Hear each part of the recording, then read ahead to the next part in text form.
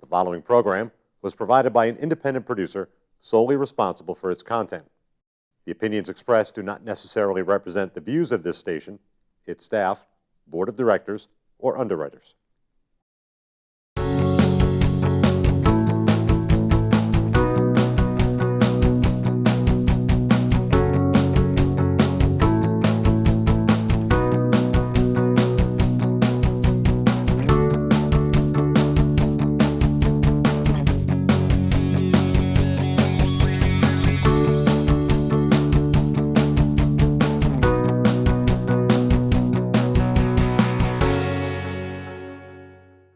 Well, good afternoon. I'd like to welcome you to another segment of Living United with Nashua Business.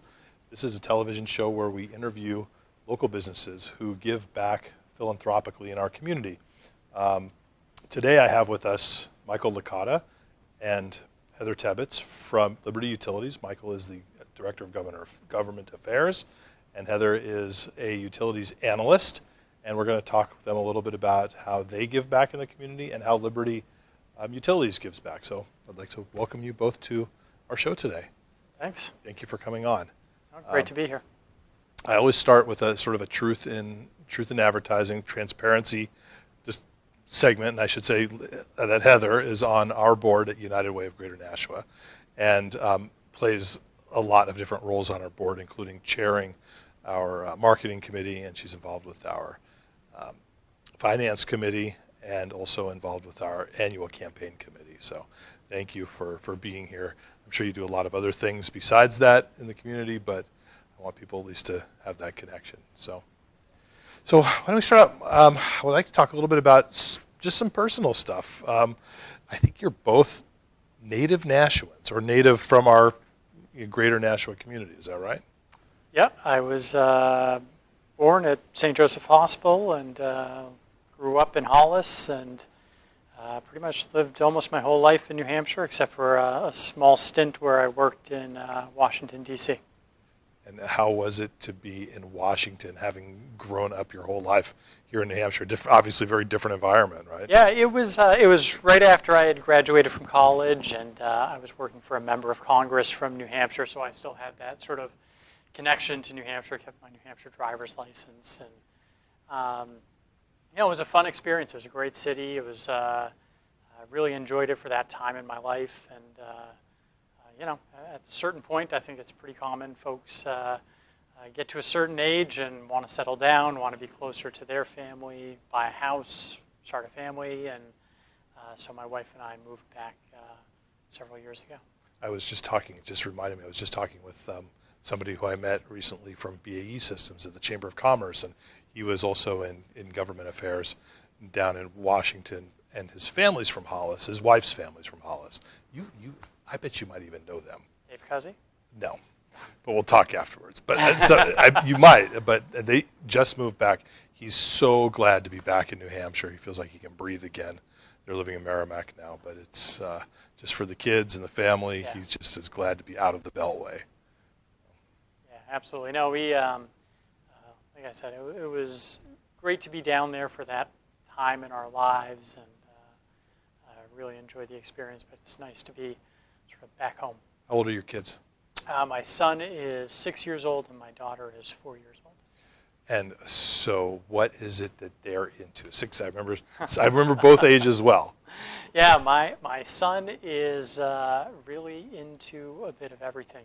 He is loves Legos, loves math, loves science. So he's building things. If there was ever a little boy who was born to be an engineer, it's him. And my daughter loves animals. I think that's probably pretty common for 4-year-old girls. But it's probably not uncommon. Yeah. But loves animals, loves to draw, loves her cat, and likes being outside. So they're a lot of fun.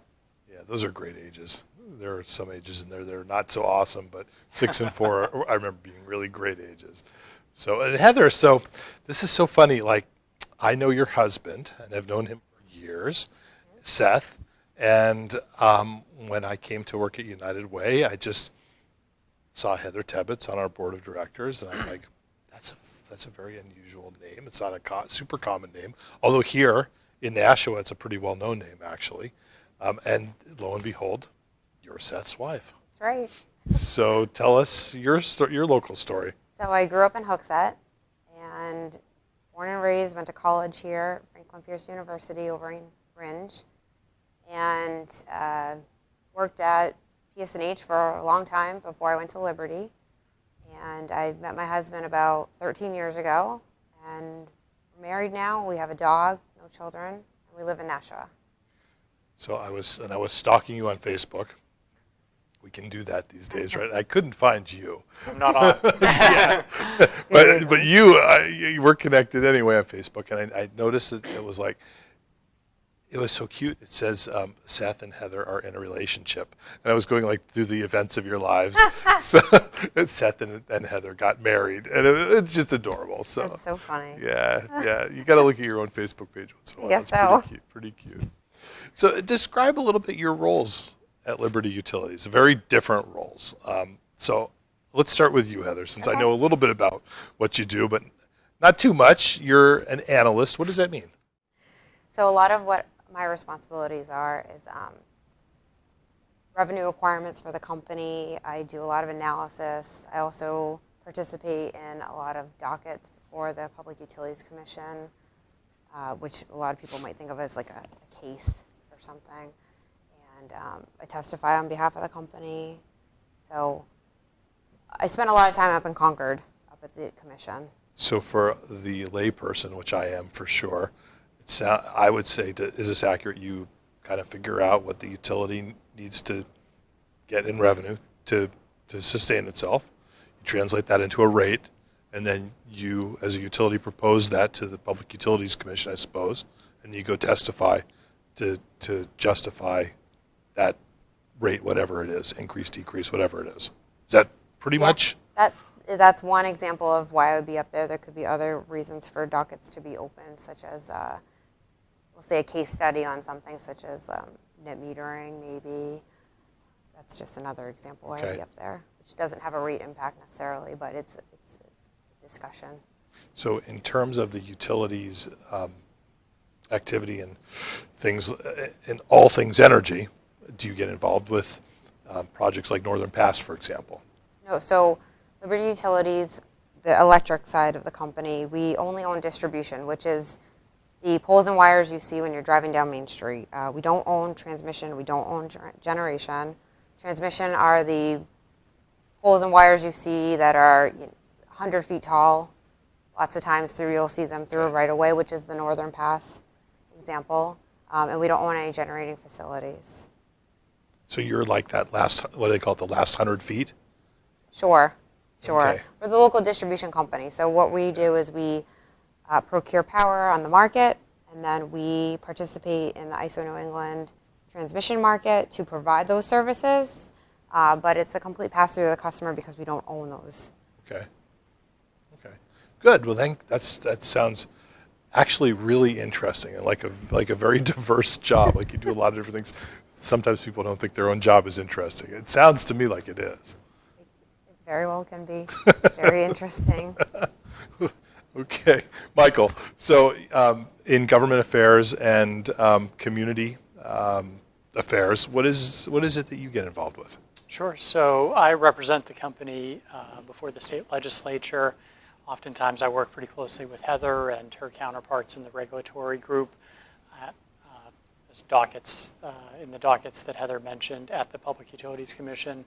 So really, when there's a piece of legislation that gets introduced by a member of the legislature, we analyze that, look at the impact to the business, to our customers, and then develop a position. And I'm responsible for advocating and making sure that the members of the legislature are fully informed before they take their votes. In addition, I'm sort of the liaison to a lot of the communities. I have staff who work for me who do that as well. So if we're proposing a new gas franchise, I would go and present that proposal before the Board of Selectmen or local government body.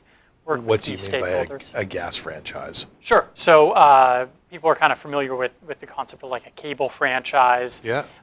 Each town has its electric utility, although there's some mixing in certain towns, overlap. in terms of part of the town is served by one electric utility, the other Yeah. part by another. So in New Hampshire, every part of the state has either an electric utility or a municipality that's serving them. For gas franchises, our franchises, so the right to serve that town with natural gas service, really travels up the 93 corridor from the Massachusetts border up to Laconia. So if we're looking to expand that footprint, good example of that is in Wyndham and Pelham. We applied for gas franchise rights to both of those towns. They're sort of the only two along the 93 Okay. corridor that don't have service. I go and I meet with the Board of Selectmen, let them know what we're proposing. There's a back and forth discussion, and then Heather's team goes and makes that filing before the Public Utilities Commission. We keep the local community informed of the process. They have the opportunity to advocate for their own views at the commission. And so it's sort of a mutual process. So how long has Liberty Utilities been in the state of New Hampshire? Sure. Liberty Utilities purchased the service territories that we talked about back in 2012. They had previously been owned by National Grid, which has a large footprint out of Massachusetts. So really, back in 2012, we started transitioning away from this large utility, National Grid, that had a lot of support services for the folks up here in New Hampshire, to really creating a new standalone utility here in New Hampshire. Okay. And so I would love to talk about sort of past, what are your roots? Where is the utility now? And not just locally, but in terms of the whole scope of the company. And then what do you see for the future? Sure. So Liberty Utilities is part of a larger company called Algonquin Power and Utilities, which is really two separate companies. One, Liberty Utilities, which owns regulated water, electric, and natural gas distribution utilities. So folks that provide natural gas service, electric service, they go before public utilities commissions to set rates and provide service. Algonquin Power is actually a renewable developer. They have, I think, around 33 installations of hydroelectric, wind, solar, and thermal all around Canada and the United States. And so they're separate companies, but sort of under this big umbrella. So here locally in New Hampshire, we have around 90,000 natural gas customers, again, primarily up the 93 corridor. Yep. And we have 43,000 electric customers, primarily located in the Salem area and the Upper Valley as well. So our plans here locally is really, provide excellent customer service to all of our customers, gas and electric, and look for opportunities to expand our natural gas footprint. As I mentioned, a good example of that being Wyndham and Pelham. Yep. Looking at a franchise proposal that we've put forward for the Upper Valley in Hanover and Lebanon. So really look for opportunities to expand our existing footprint. So your worst days, I'm imagining, are days when there are big storms. Would that be a fair statement? Is that? Yeah, I don't know you if those probably are. deal with the public a lot, I'd imagine. Yeah, absolutely. Hopefully those aren't our worst days, because hopefully we've done the preparation ahead of time. It's hard in a place like New England, Absolutely. right? We have some brutal weather sometimes, yeah. Absolutely, but the unexpected always happens, Yeah. and even if it is expected, a tree branch hits a power line, you can respond to that as quickly as possible. But those are folks who are without power for a while. So absolutely, those can be challenging days. Yeah. So what do you see for the future for Liberty Utilities, here locally at least? Sure. Just really focusing on looking at the natural gas side of things, looking to expand our service territory, looking to add additional customers. There's a lot of real opportunity here in New Hampshire. The predecessor company that owned Liberty, owned the service territory, was adding about 500 or so new customers per year. Since Liberty's taken over, we've increased that every year, and we're coming close to around 2,000. Is that like mostly people who are converting, say, from oil to natural gas, or? Yeah, so I think it's a good mix of new construction and also conversions from oil or propane. Yeah, when we moved to New England, we had oil for the first time, and I told you before, I grew up in California. For me, that was a completely foreign concept to have this tank of like 1,000 gallons of oil in the basement. Like, what in the world is that? So we had to get out of that very quickly. And I mean, gas, I felt a lot more comfortable with that idea. Like, turn it on and it kind of works. But I don't know. That's just me. I was old-fashioned, new-fashioned, I guess. Yeah, New England is one of the few remaining regions of the country. There, it's primarily oil for heating houses. So, we hope to change that. Well, and my wife and I were just talking. She grew up in Germany, and she still remembers that they actually had coal for heating their house. You know, they had, and that's dirty. You know, you have this messy thing. You go into the basement, shovel some coal in the furnace, and I don't think most Americans can relate to that, actually. Yeah, no, absolutely. Yeah. So, wanted to transition then a little bit and talk about sort of philanthropy and giving back to the community. So this is, I guess, the not so hidden agenda of this particular show is to encourage people in the business world to, well, first of all, to acknowledge what you do individually and as a company, and to recognize you for that, which it's tremendous. I mean, I can just talk from the United Way perspective. You run a very strong workplace campaign, and you have a lot of employees who are involved in volunteering, whether it be on boards or in days of caring or in other ways in the community. So I want to talk a little bit about that. And then also what you individually do. My idea is always that somebody who's a business person is going to be watching the show and maybe thinking about how can they jump in and start to give back. And a lot of times people don't really know. So let's give them some ideas and maybe ways in which they can help change the world just like you are. So I want to jump back to Heather. I mean, we can talk about what you do. So a lot of my volunteering actually comes from the United Way. And I really enjoy it only because I get opportunities to tour the different agencies that we serve. And I find that to be really fulfilling. Volunteering for a single organization certainly is important also, but I get the opportunity to move around a lot by doing it through the United Way. So outside of Liberty, that's primarily where I volunteer my time. How long have you been volunteering with United Way? It's a while now. I've been on the board for 5 or 6 years. And then prior to that, I volunteered for two or 3 years, I think. And I also I went through Leadership Greater Nashua, so I'm now on the Alumni Association committee, I guess we're calling ourselves. We're like a subset of the I think Nashua I'm on that Chamber. committee too, but I haven't been asked to do anything yet. So, Well, there you go. because I think I graduated from LGN 1 or 2 years before you. I graduated in 2011. Yeah. What did your class? What was your project? So we had 2 projects. One of them was our project. We worked with Joy Barrett over at when she was at the Big Brothers Big Sisters. Yeah, Big Brothers Big Sisters, and she had this program called Mentors in Training in the middle schools, and so each of us we all signed up to be a big. Yeah. And what we did was we worked with the kids to participate in this Mentors in Training program, where the idea was that they would then become a mentor to someone either at their school or somewhere that's going through the Big Brothers Big Sisters program, and try to launch it elsewhere. And so that was our project, and we were able to really learn a lot from these kids. They were all middle schoolers, and they were really wonderful, and a lot of them, some of our group still participates. So I think you were the year before me then. Okay. Because I remember every project after us, but I don't remember your projects. That was probably, I think, the year right before us. It's a great program. I loved LGN. Yeah, it was really wonderful. Got a lot out of it. Me too. So, how about yourself, Michael? Yeah, I like to actually support a lot of the organizations that we support through Liberty. So United Way Day of Caring, I've done that for the past couple of years. We have soup kitchens and food pantries that we support, so volunteering time associated with those.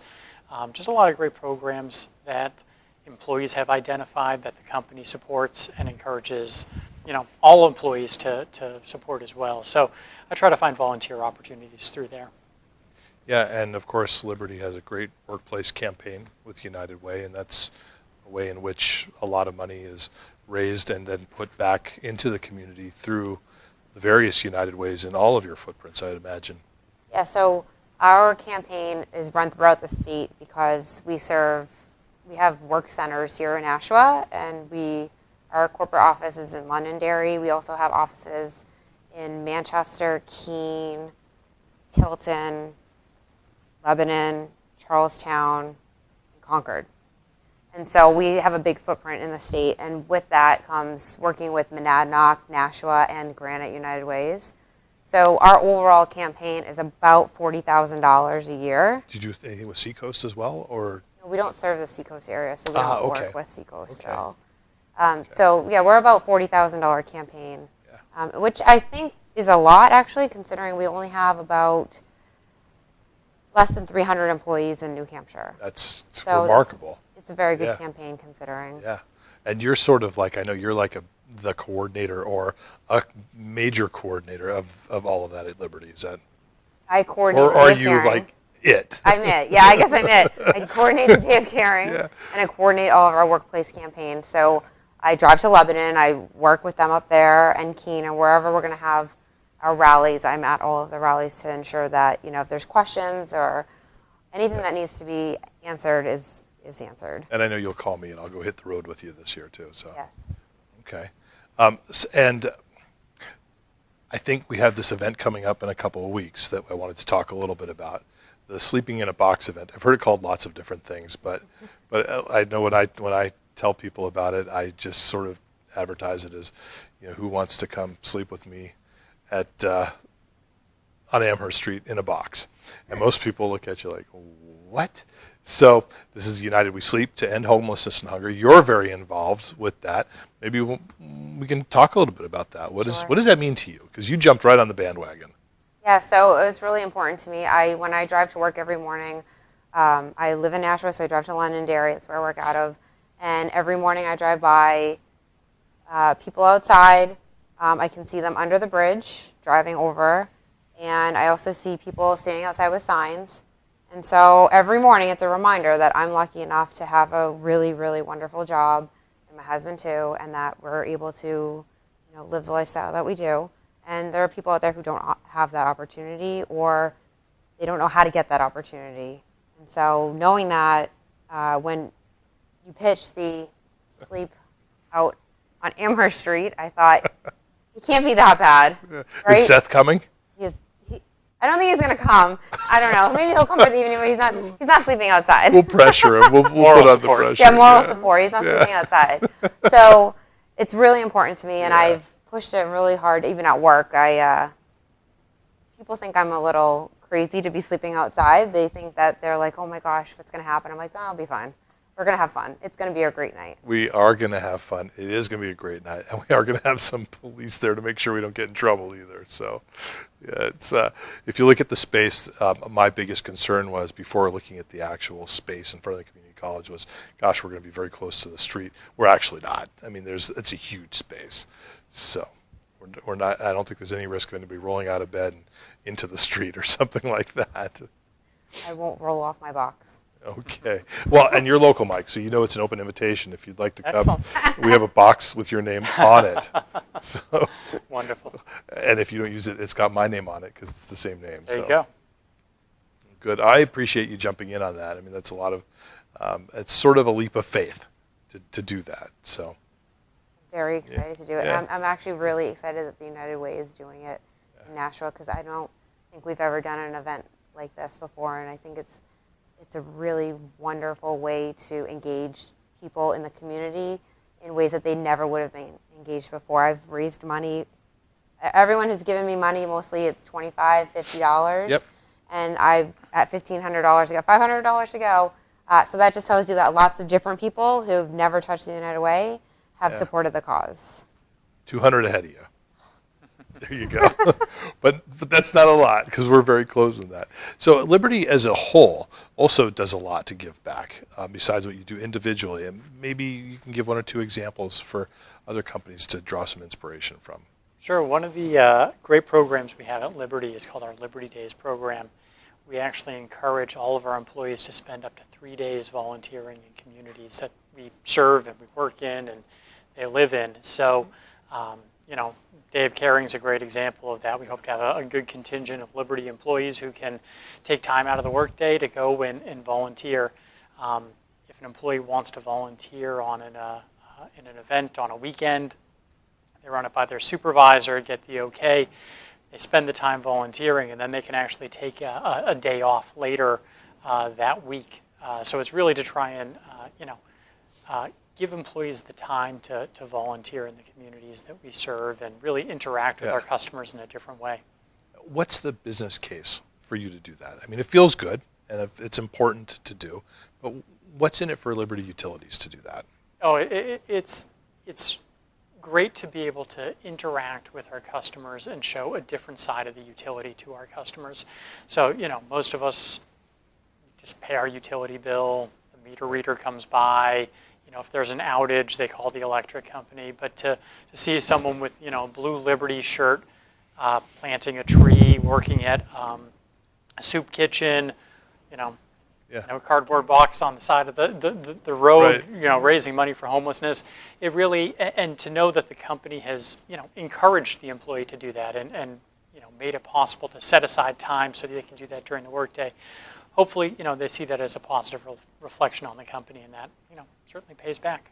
Yeah, and it probably also pays off in employee morale too. Employees feel more connected when they get to do those types of things and feel like their company stands behind them in their community. Yeah, one of the really nice things about the program is we try to stress that it's really employee-driven. It's bottom-up. So, Heather's a great example of that. She through her work with the United Way, you hit the nail on the head. People see Heather, they think of the United Way. I mean, that's she has a lot of ownership over that program. We have a bunch of other charities that we support, and it's not because, we sat in an office and said, we're going to support this charity today. Yeah. It's an employee had a connection with the soup kitchen, had a connection with a program that we do, the Giving Tree, which disperses presents to low-income kids around Christmas time. Employees bring those forwards. They take ownership of it. They drive it. So it's really nice. That's fantastic. That's great. Believe it or not, we're out of time. This goes so fast, but I have, before we end, I always say nobody leaves the Mike Show without a present, and nobody ever leaves with a very good one. So we have 2 shirts for you. This one is for you, Michael. Thank you. And this is for you, Heather. You can put this in with your collection of Live United shirts, A whole of which drawer you of them. probably have like, They're great. Thanks. yeah, absolutely. And then I also brought you each a water bottle. Wonderful. Thank you. You're welcome. Thank you so much. Well, thank you so much for being on our show today. I mean, it's really inspirational, the work you do, and it's interesting to hear Liberty Utilities' story, and it's always fascinating for me to interview people who are really local roots as well. So thank you for that. Thanks for having us on.